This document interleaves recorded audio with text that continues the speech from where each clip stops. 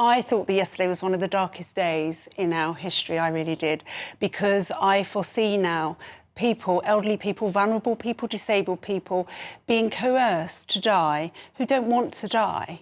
And as a society, we should say no to that. We should protect those people. But the bill says that you have to have 6 months left to live, so trying to sort of get rid of that coercion, isn't that right? Okay. Well, there's two elements to that. Firstly, it's almost impossible to predict how long somebody has to live. It really is.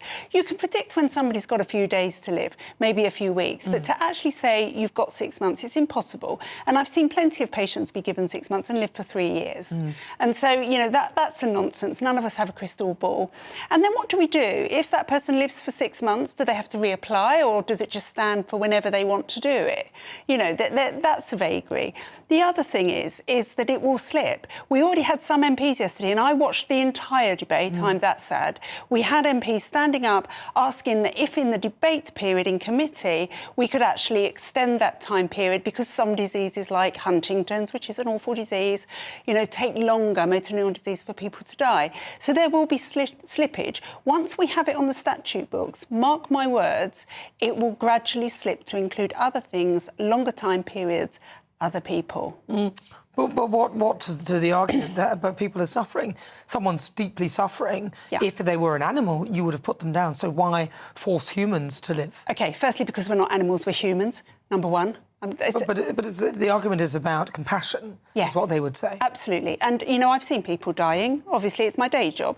And no one wants anyone to suffer. Unfortunately, life is not guaranteed against suffering of all sorts as we go. Everybody will suffer.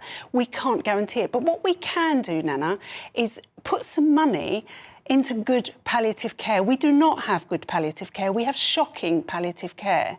And if we had the best palliative care in the world with the best funding, where hospices weren't forced to raise money at local fairs because they're charities, we could actually not only assuage most of that pain, not all of it, most of that pain, and let people have a great life. And I've seen plenty of people come into A&E at 4 a.m. in the morning who want to die with their family at home, but they're in agony and they're desperate. And once good palliation has taken place and they're sitting in their chair and they don't have that pain to that degree anymore, they want to go home and be with their family. So we need that. And there is an answer for dying with assistance in UK law.